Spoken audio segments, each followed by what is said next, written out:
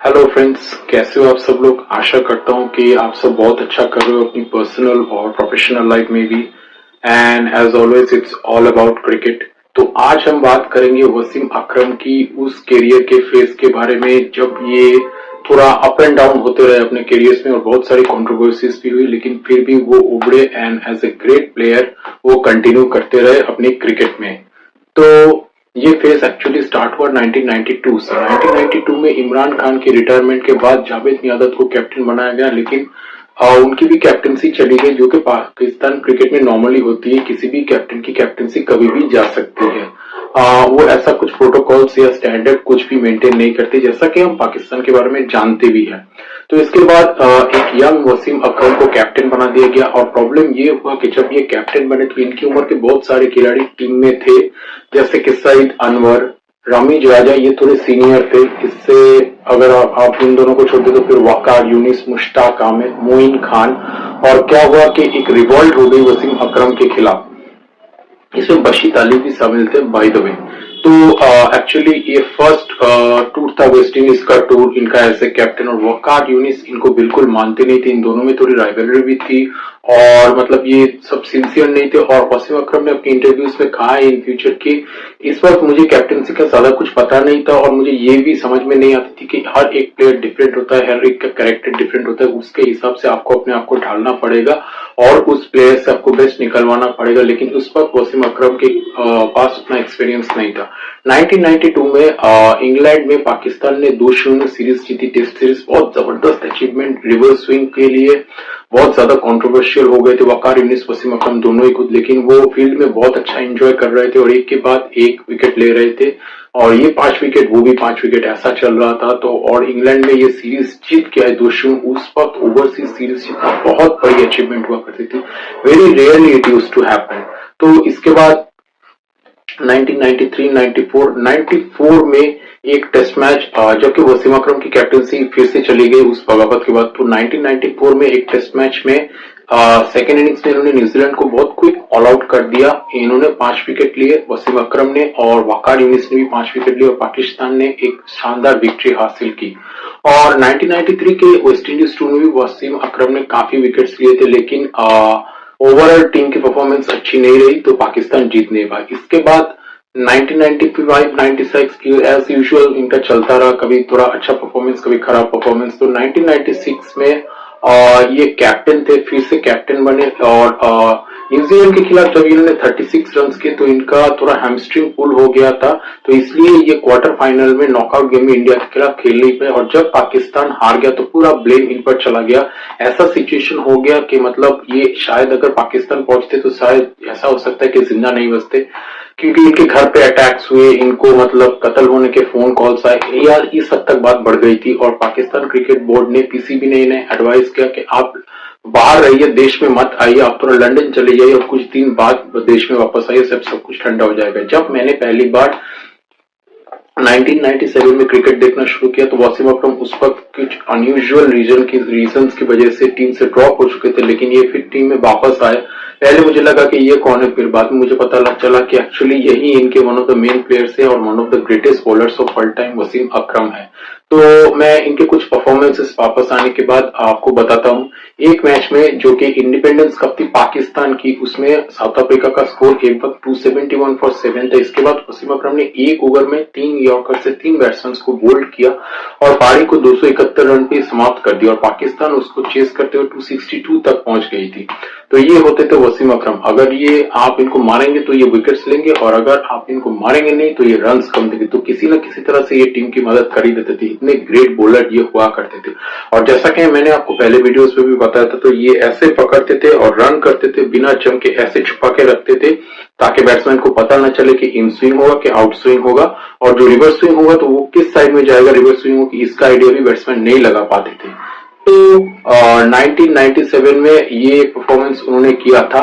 और इसके बाद मुझे याद आता है 1999 में एक टेस्ट मैच में चेन्नई में, जो कि एक फेमस टेस्ट मैच है, पाकिस्तान के खिलाफ भारत 271 चेस कर रही थी और हम सबने सोचा था कि शायद भारत जीतता है। सचिन ने 136 किए थे खुद, लेकिन वसीम अकरम ने भारत के जो डिपेंडेबल होने वाले थे फ्यूचर में, जो कि एक स्टेबल बैट्समैन उस वक्त हुआ करते थे, राहुल द्रविड़ को रिवर्स स्विंग में आउट किया था।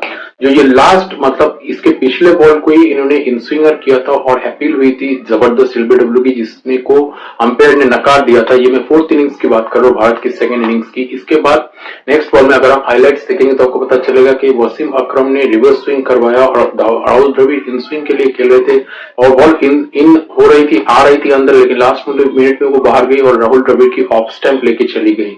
तो ये बहुत जबरदस्त विकेट वसीम अकरम ने लिया। और इसके बाद जब सचिन आउट हो गए और 3 विकेट भारत के हाथ में था और 17 रन करने थे, वसीम अकरम ने विक्ट्री को स्मेल किया। और जब भी ये विक्ट्री को स्मेल कर लेते थे कि ये समझ लेते थे कि विक्ट्री हो सकती है, हम जीत सकते हैं, तब इनसे डेंजरस बॉलर कोई होता नहीं था। ये विकेट लेते ही लेते थे उस पर आके और मैच को खत्म कर देते थे। ये इनकी बहुत बड़ी आर्ट हुआ करती थी, इनके पास ये आर्ट थी। तो ये खुद को वापस लेके आए जब 17 रन की जरूरत थी और उन्होंने अनिल कुंबले को, जो कि डिफेंसिवली एक टेस्ट क्रिकेट में अच्छे बैट्समैन हुआ करते थे, इनको एलबीडब्ल्यू आउट कर दिया और पाकिस्तान बहुत ही शानदार तरीके से 12 रन से उस मैच को जीतने में कामयाब हो गई। तो ये एक परफॉर्मेंस। इसके बाद वसीम अकरम की कैप्टनसी में एशियन टेस्ट चैंपियनशिप में, जो कि kind of world test championship जैसा क्या होता है उसका एक छोटा वर्जन था, वो उन्होंने इंडिया को ईडेन में हराया। वहां पे भी वसीम अकरम ने विकेट्स लिए। इसके बाद उन्होंने चैंपियन किया पाकिस्तान को और फिर उसके बाद उनकी कैप्टनसी चली गई, लेकिन एज ए परफॉर्मर वो कंटिन्यू करते रहे, one of the premier fast bowler in the world और पाकिस्तान टीम के मेन वेपन बॉलिंग में, इस हिसाब से वो कंटिन्यू करते रहे। इंग्लैंड में एक मैच में पाकिस्तान का सिचुएशन ऐसा था कि पाकिस्तान को लास्ट डे को जीतने में 7 विकेट लेना था, मतलब अगर जीतना है तो और इंग्लैंड को सिर्फ एक सेशन खेलना। तो वसीम अकरम आए, वसीम अकरम, शोएब अख्तर और वाकार यूनिस ने मिलकर इंग्लैंड को एक सेशन में 7 विकेट आउट करके खत्म कर दिया और एक शानदार जीत उन्होंने इंग्लैंड में हासिल की। तो इनका विकेट लेने का सिलसिला जारी रहा। खैर ये इनका मतलब बैक एंड था इनके कैरियर का। इनकी पेस थोड़ी कम हो गई थी, लेकिन जो स्विंग थी, लाइन और लेग थी और एक्सपीरियंस था, उसका ये भरपूर इस्तेमाल करते थे और बहुत अच्छा विकेट्स ये लिया करते थे।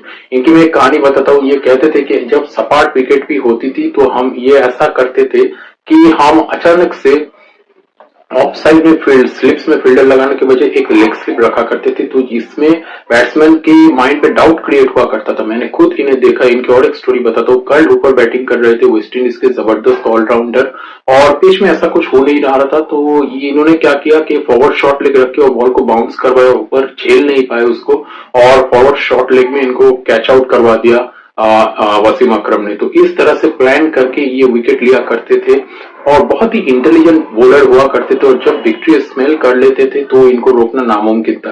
1999 में शारजा में एक मैच में साउथ अफ्रीका 71 पर 1 थी और वो सिर्फ 167 चेस कर रहे थे, लेकिन बॉल रिवर्स स्विंग में शोएब अख्तर ने 2-3 विकेट लिए और वसीम अकरम समझ गए कि हम जीत सकते हैं, तो वो अपने आप को वापस लेके आए।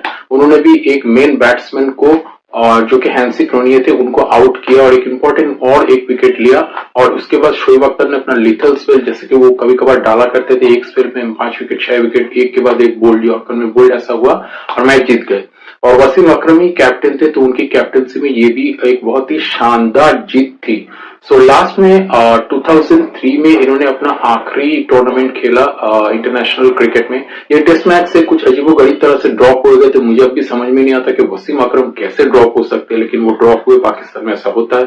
तो ये वर्ल्ड कप खेलने गए और इसी वर्ल्ड कप में इन्होंने अपना 500वां विकेट हासिल किया नामीबिया के खिलाफ, जब इन्होंने 6 विकेट्स लिए थे। ये इनका लास्ट 5 विकेट हॉल था अपने करियर में। और फिर पाकिस्तान की तरफ से इन्होंने इंडिया के खिलाफ 2003 वर्ल्ड कप में अपना आखिरी गेम खेला, जहां पे ये ज्यादा कुछ कर नहीं पाए, लेकिन फिर भी एक बहुत ही अटैकिंग और इन फॉर्म सचिन तेंदुलकर और सहवाग के सामने इन्होंने सिर्फ 10 ओवर में 45 रन दिए और तब भी उन्होंने 135-137 की स्पीड से बॉलिंग की, लेकिन रोक के रखा। ज्यादा रन उन्होंने खुद नहीं दिए, लेकिन पाकिस्तान की बाकी बॉलिंग इनको बैक नहीं कर पाई और भारत बहुत ही शानदार तरीके से मैच जीत गई थी।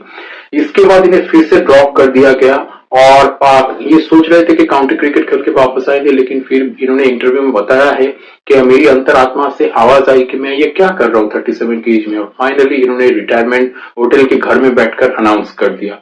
तो इस तरह से एक महान करियर इनका खत्म हुआ। ये कंट्रोवर्शियल रहे, बैटिंग में इनका नाम भी आया, लेकिन ये अपने आप को क्लियर करने में सक्सेसफुल हो गए और आज ही एक दिग्गज बॉलर माने जाते हैं पूरी दुनिया में, कमेंट्रीज करते हैं, कोचिंग भी करते हैं। ये केकेआर को कोचिंग में चैंपियन भी करा चुके हैं।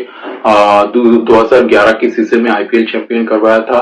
और इसके बाद आज ये कमेंटेटर को मतलब ऐसे कमेंटेटर कंटिन्यू कर रहे हैं। खैर अब तो ये इंडिया आते जाते नहीं है, लेकिन इंडिया में इनके बहुत सारे फैंस हैं, आई एम श्योर वो, और खास करके उनको ये वीडियो अच्छा लगा होगा। कभी कभार ये इंडिया के बारे में कुछ उल्टा सीधा बोल देते हैं, लेकिन एक्चुअली फिर भी मेरे दिल में इनके लिए इज्जत है as a cricketer, as a man. अब मैं इतना अच्छा मतलब उन्हें मानता नहीं हूँ, क्योंकि ऐसे कमेंट्स इनको नहीं करने चाहिए, क्योंकि इंडिया में इनके बहुत सारे दोस्त हैं और भारत से इनको बहुत सारा प्यार मिला है। तो ये थे वसीम अकरम। आप लोग मुझे कमेंट्स में जरूर बताइएगा कि आपको वीडियो कैसा लगा। हालांकि मैं जानता हूँ कि काफी लोगों को काफी अच्छा ही लगा होगा, क्योंकि वसीम अकरम एक दिग्गज थे, ऐसे बॉलर्स आजकल मिलते नहीं है।